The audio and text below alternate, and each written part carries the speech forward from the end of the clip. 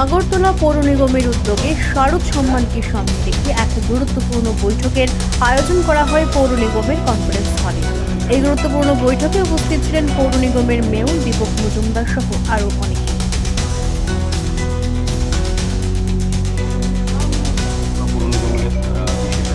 সভা মেইন মিটিংয়ে এজেন্ডায় হচ্ছে প্রথমত শারদ সম্মাননা প্রদান করার ক্ষেত্রে আমাদের আজকে ডেট ফিক্স করা হবে।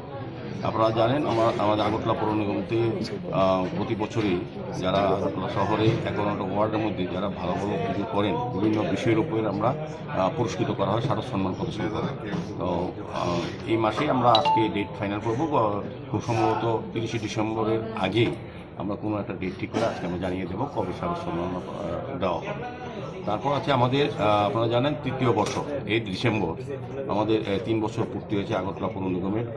2021-এ 8ই ডিসেম্বর আমরা প্রথম শপথ নিয়েছিলাম এবং 8ই ডিসেম্বর এই বছর 3 বছর পূর্তি হয়েছে। সেটাকে সামনে রেখে আমরা কিছু কর্মসূচি ঘোষণা করব।